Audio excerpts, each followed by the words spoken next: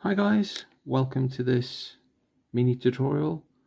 I'm going to be basing some Steel Legion troopers for the Armageddon campaign, and for it I shall be using two different speed paints, Hardened Leather, Sand Golem, and I'm going to be using the three rust pigments from the Fanatic series, Dark Rust, Fresh Rust and Rust.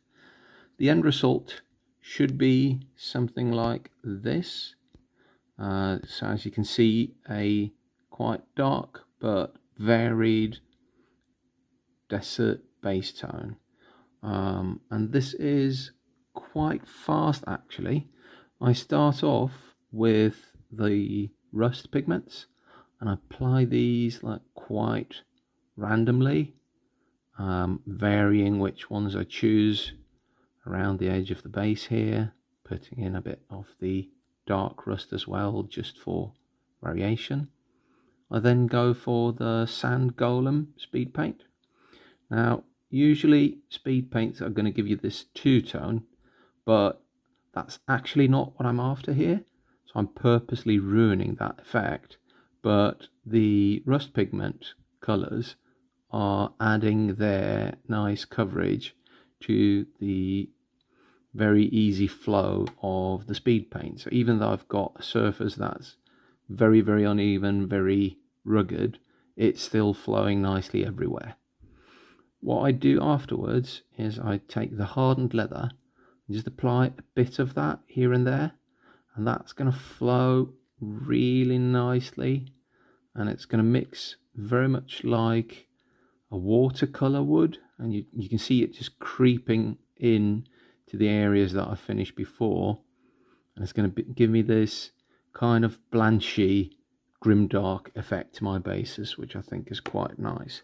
Now that is going to settle down a bit and it's going to look a bit more similar to the first two guys here, but I'll just show you again. So the three rust pigments, just pushing them quite randomly onto the base here. This is just to establish some base tones and to have something to work from. Speed paint, Sand Golem, making them flow together, making them really into more of a watercolor than anything else. There we go, really fast coverage here. And hardened leather, just applied here and there, and just allowing that to work on its own with the other colours. There you go. Now these are going to take probably 5-10 minutes to dry properly because they are very soaked at the moment, but they're going to darken down a bit and they're going to look really nice for the next stage of this basing process. Thanks for following along. I hope you enjoyed. See ya.